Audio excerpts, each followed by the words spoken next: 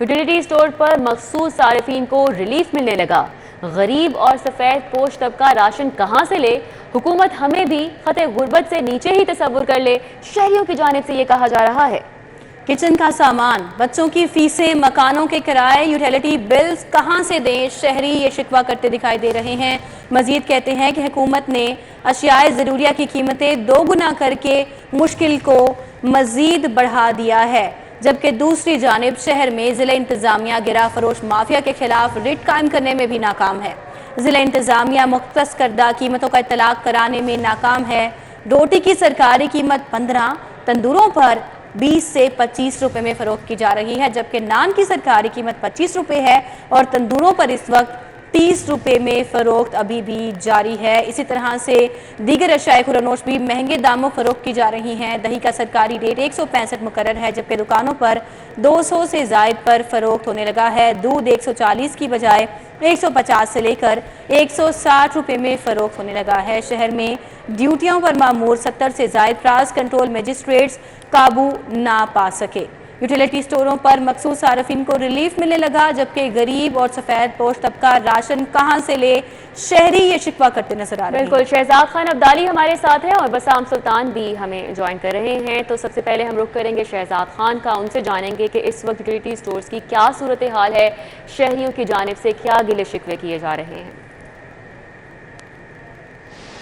बिल्कुल, इस वक्त हम शादमान यूटिलिटी स्टोर में मौजूद हैं और ये वो यूटिलिटी स्टोर है जिसके ना तो अंदर तिल धरने को जगह होती थी और ना ही इसके बाहर जगह खड़े होने के लिए होती थी, ना बैठने के लिए होती थी, क्योंकि यहाँ पे रोज़ाना की बुनियाद पे कम से कम 500 से लेके 1000 कंज्यूमर रोज़ाना आता था। लेकिन इस वक्त यहाँ पे सिर्फ एक कंज्यूमर ही हमें काउंटर पर नज़र आए, वो भी यहाँ पे बाव मुख्तलिफ अशिया के पूछ रहे थे। जब से हुकूमत की जानब से मुख्तलिफ बुनियादी अशिया ज़रूरिया की कीमतें तकरीबन दोगुना की गई हैं, तब से लेके अब तक यहाँ पे गाहक जो है वो खुर्दबीन से देखने को भी नहीं मिलता, क्योंकि जो कीमतें ओपन मार्केट के अंदर हैं वही तकरीबन यहाँ पे हैं, बस थोड़ा फ़र्क बाकी रह गया है। लेकिन जो मखसूस बेनज़ीर इनकम सपोर्ट वाले सार्फिन हैं उनको रिलीफ दिया जा रहा है। इसके अलावा बाकी जो गुरबा हैं, बाकी जो सफ़ेद तबका है, वो कहाँ जाएगा, वो कहाँ से राशन लेगा, ये एक बड़ा सवालिया निशान है। अब तो लोग ये कहना शुरू हो गए हैं कि हुकूमत हमें भी ख़ते गुरबत से नीचे ही तस्वर कर ले और अशियाए ज़रूरिया जो खाने पीने की बुनियादी 8 से 10 चीज़ें हैं वो कम से कम सस्ती दे दे। एक सार्फ यहाँ पे मौजूद हैं, इनसे हम इस हवाले से बात करते हैं। आप भी गालबन काउंटर पे खड़े थे, कुछ चीज़ों के रेट पूछ रहे थे, क्या कुव्वते ख़रीद में पॉकेट के मुताबिक चीज़ें नहीं रह गई? नहीं सर, ऐसा कोई नहीं है कुव्वते ख़रीद के मुताबिक हो सके, क्योंकि यही चीज़ें जो हैं हमें बाहर से मिल रही हैं इन्हीं रेट पे, बल्कि इधर भी वही चीज़ें हैं। लोग आते थे इधर सहूलत के लिए, वो सहूलत बिल्कुल मैसर नहीं है, जिसकी वजह से कोई भी इधर आपको नज़र आ रहा है कि कोई भी नहीं है। और हम ये कि बच्चों की फ़ीसें दें या ये ख़रीदें, ये बहुत मुश्किल हो गया अब हमारे लिए ये करना। आटे के 150 थैले आते थे तो देखते थे यहाँ पे 500-700 बंदा कतारों में लगा होता था। अब आटा वाफर पड़ा है, लेने वाला कोई नहीं है। यही वजह है कि यही रेट बाहर है, वो लोग बाहर से ले लेते हैं, परचून की दुकान से ले लेते हैं, जिसकी वजह से इधर कोई नहीं आ रहा। अगर इधर कुछ रिलीफ होगा तो लोग आएंगे ना। रिलीफ आपने इस सार्फ की बात सुनी, वो ये कहते हैं कि अगर हुकूमत रिलीफ देगी तो तभी यूटिलिटी स्टोरों का कोई फ़ायदा है, इसकी अफादियत बाकी है। अगर यहाँ पे भी वही कीमतें हैं जो ओपन मार्केट के अंदर हैं तो फिर बताएं जो सफ़ेद पोश तबका है, जो गरीब तबका है। शहजाद हमारे साथ ही रहेगा, बसाम का रुख करेंगे। बसाम बताइएगा, एक तरफ तो यूटिलिटी स्टोर्स पर ये सूरत हाल है, ओपन मार्केट में ये सूरत हाल है कि ज़िले इंतज़ामिया गिरा फरोश माफी के खिलाफ रेट कायम करने में मुकम्मल तौर पर नाकाम है। तो कहाँ है प्राइस कंट्रोल मजिस्ट्रेट्स, क्या वो सोए हुए हैं, क्यों कोई एक्शन नहीं लिया जा रहा? जी बिल्कुल, शहर के अंदर 70 से ज़ायद प्राइस कंट्रोल मजिस्ट्रेट्स हैं जिनकी ज़िम्मेदारी है कि शहर के अंदर जो ओवर चार्जिंग हो रही है और जो डीसी रेट्स हैं उनके नफाज को जो है वो यकीनी बनाया जाए। लेकिन ज़िले इंतज़ामिया अपनी रेट कायम करने में जो है वो मुकम्मल तौर पर नाकाम है।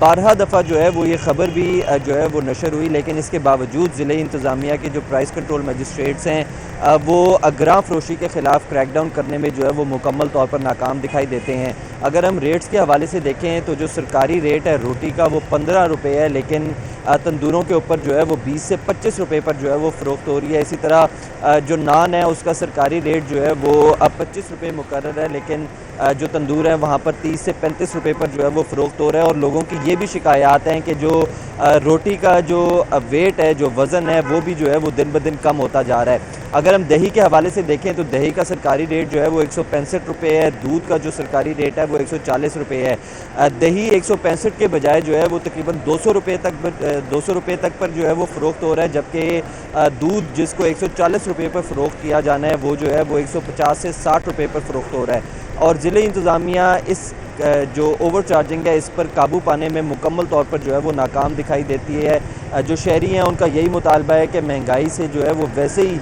कमर जो है वो टूट के रह गई है। इसी के बायस यहाँ पर जो प्राइस कंट्रोल मजिस्ट्रेट्स हैं उनको चाहिए कि जो सरकारी रेट्स हैं, जो डीसी की जानिब से नोटिफाइड रेट्स हैं, उनके ऊपर अमल दरामद करवाने पर जो है वो यकीनी बनाएं। अगर ऐसा नहीं किया जाता तो उसकी वजह से जो है उनको रोज़मर्रा के मामलात में अशिया खुरनोश की ख़रीदारी में जो है वो शदीद मुश्किलात का सामना रहता है। 12 दफ़ा जो है वो ये शिकायत के बावजूद जो प्राइस कंट्रोल मजिस्ट्रेट्स हैं वो तंदूरों के ऊपर जो है वो क्रैकडाउन नहीं कर रहे, ना ही दूध दही की शॉप पर जो है वो क्रैकडाउन किया जा रहा है। और तमाम अशिया खुरनोश जो है वो इजाफी कीमत पर फ़रोख्त होने का सिलसिला जो है वो शहर के अंदर जारी है। जी, बहुत शुक्रिया। बसाम सुल्तान हमारे साथ थे और साथ ही साथ शहजाद खान अब्दाली भी हमें अपडेट कर रहे थे। आपका भी बहुत शुक्रिया। अब आपको बताएं कि केंट कमिश्नर पंजाब अब्दुल रऊफ का चीनी की स्मगलिंग की रोकथाम के लिए crackdown. Kent commissioner Abdul Rauf का सरहदी अजला की नाकाबंदी करने का हुक्म। सरहदी अजला के डीसीज को चीनी की स्मगलिंग की रोकथाम के लिए कार्रवाई का हुक्म दे दिया। मियांवाली डीजी खान रहीम यार खान राजनपुर भक्कर से डीसी को अहकाम जारी किए गए हैं। केंट कमिश्नर का सरहदी इजला के डीसी को चीनी की मूवमेंट चेक करने का भी मरासला और सरहदी इजला के डीसी को चीनी माफी के खिलाफ क्रैकडाउन का भी मरासला लिखा गया। केंट कमिश्नर अब्दुल रऊफ का कहना है कि स्मगलिंग की रोकथाम से चीनी की कीमत मार्केट में कम हो सकेगी। सरकारी अस्पतालों का डेंगू केसेस रिपोर्ट न करने से रोकथाम का अमल मुतासिर। लाहौर के सरकारी अस्पतालों की डेंगू रिपोर्टिंग में सूबे भर में खराब कारकर्दगी। शहर के सरकारी और प्राइवेट अस्पतालों के डेंगू डेटा फराहम न करने से सर्विलेंस मुतासिर है। डेंगू के मुश्तबा कन्फर्म मरीजों का डेटा डैशबोर्ड पर अपलोड नहीं हो रहा, ज़राए की जानिब से ऐसा बताया गया है। जाहिर चौधरी सीनियर हेल्थ रिपोर्टर हमारे साथ हैं, उनसे जानेंगे क्या सूरत हाल है। जी जाहिर चौधरी।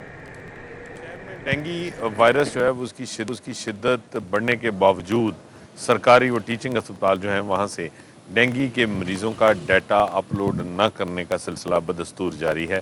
और इसकी वजह से जो डेंगू सर्विलेंस है उसका अमल बुरी तरह से मुतासर हो रहा है, क्योंकि सरकारी और टीचिंग अस्पतालों से, प्राइवेट अस्पतालों से जो केसेस हैं वो रिपोर्ट नहीं हो रहे और उनके डैशबोर्ड के ऊपर जो है वो पेशेंट्स जो है वो अपलोड ना होने की वजह से ना सिर्फ जो है वो उनके जो मुतासरा जो पेशेंट्स हैं उनके इलाकों का जहाँ के वो रहायशी हैं वहाँ पे सर्विलेंस का अमल मुतासर हो रहा है, वो नहीं हो पा रहा और उसकी वजह से जो मच्छरों की अफजाइश है वो बड़ी तेज़ी के साथ उसमें इजाफा देखने में आ रहा है। ज़राए के मुताबिक इस वक्त जो है वो लाहौर की जो डेंगू वायरस के बुखार के मरीज़ों की जो उनकी जो है वो अपलोड करने का सिलसिला है, जो उनका डाटा फराहम करने का सिलसिला है, उसमें लाहौर के सरकारी व प्राइवेट अस्पताल जो है वो उनका 22वां नंबर है सूबे भर में, जो कि इंतहाई ख़राब कारकर्दगी के हामिल हैं। और अभी तक जो है वो डैशबोर्ड के ऊपर जो पेशेंट्स प्रॉबेबल हैं, सस्पेक्टेड हैं या फिर कंफर्म हैं, उनका जो है वो डाटा है वो अपलोड बदस्तूर नहीं किया जा रहा। बार बार तंबीह के बावजूद सरकारी और टीचिंग अस्पताल और प्राइवेट अस्पताल जो है वो अभी तक पेशेंट डाटा फराहम नहीं कर रहे। सिर्फ लेबॉरेटरी से सबसे ज़्यादा जो है वो केसेस इस वक्त तक रिपोर्ट हो रहे हैं, जो कि पेशेंट खुद से अपने टेस्ट करवाते हैं और वहाँ पे उनकी कंफर्मेशन हो रही है। वो जो है वो डाटा अभी तक सिर्फ डैशबोर्ड पे आ रहा है और उसमें भी अच्छी खासी सर्ज है। गुज़श्ता 24 घंटे के दौरान भी 17 नए मरीज़ जो हैं वो सामने आए हैं और इसी वजह से कि ये जो सरकारी अस्पताल और जो टीचिंग अस्पताल हैं उनकी जानिब से डाटा फराहम नहीं किया जा रहा, तो उसका जो बराह रास्त असर है वो सर्विलेंस पर जो है वो मुरतब हो रहा है कि सर्विलेंस नहीं हो पा रही।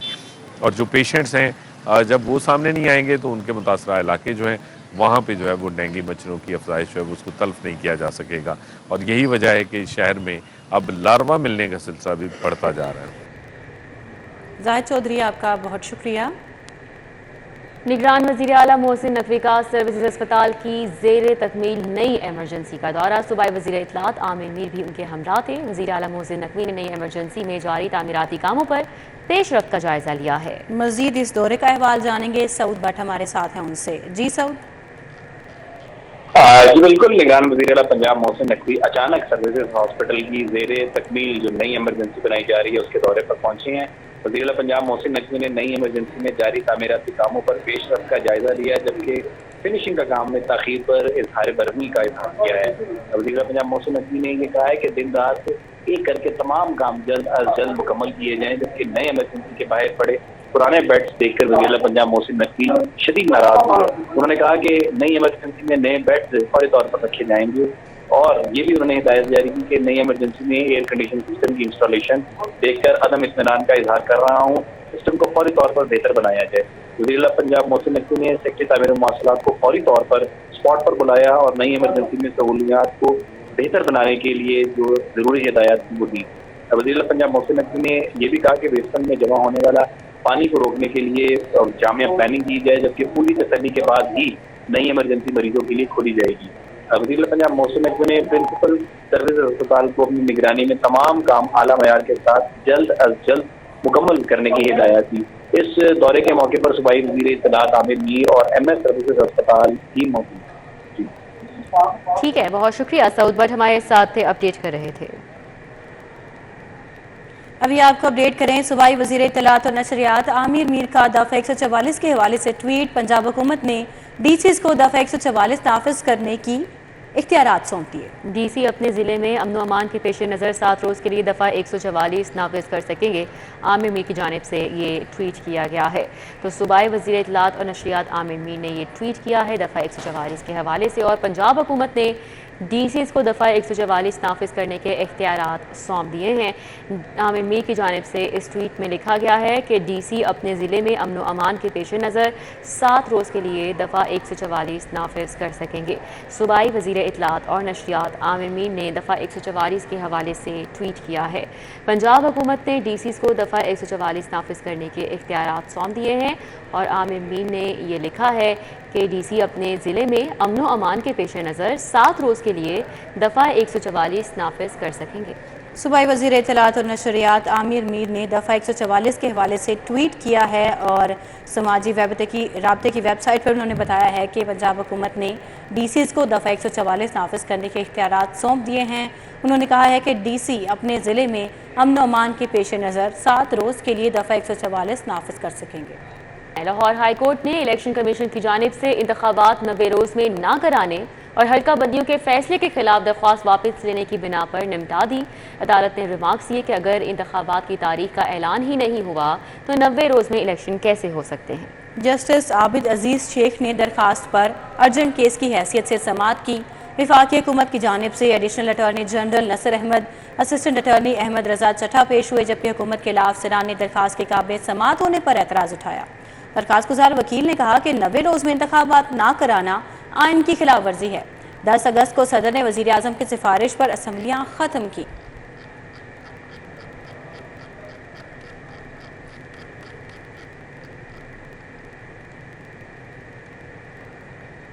लाहौर बोर्ड ने 9वीं जमात के सालाना इम्तिहान के रिजल्ट का ऐलान कर दिया। इम्तिहान में कामयाबी का तनासुब 49.60% रहा। 50% से ज़ायद बच्चे फेल हो गए। और बोर्ड के तहत 9वीं के सालाना इम्तिहान में 2,95,121 तलबा ने शिरकत की। 1,53,966 लड़कियां और 1,41,155 लड़कों ने इम्तिहान में शिरकत की। 94,888 प्राइवेट और 2,233 रेगुलर तलबा ने 9वीं जमात का इम्तिहान दिया। लाहौर बोर्ड के मुताबिक इम्तिहान में सबसे ज्यादा नंबर 553 रहे। जैनुल आबिदीन रोल नंबर 6,22,483 और ज़ीशानुर रहमान रोल नंबर 6,28,172 ने सबसे ज्यादा 553 नंबर हासिल किए। ज़ीशानुर रहमान का ताल्लुक दानिश स्कूल चिश्तियां से है, जबकि जैनुल आबिदीन का ताल्लुक लाहौर के अल-नूर स्कूल शादरा से है। PMDC ने MD-CAT इम्तिहान जमा करवाने के लिए पोर्टल खोल दिया है। PMDC ने MD-CAT इम्तिहान 2023 की तारीख में भी तौसी कर दी है। MD-CAT इम्तिहान रवां साल 10 सितंबर इतवार को दोबारा तरतीब दिया गया। तर्जुमान की जानिब से ऐसा बताया गया है। उम्मीदवारों को दरखास्तें मुकम्मल करने के लिए काउंसिल की तरफ से महदूद वक्त दिया गया है। मज़ीद तफसीलात जान लेते हैं इस बारे में senior health reporter Zahid Chaudhry से। जाहिद चौधरी, बताइएगा।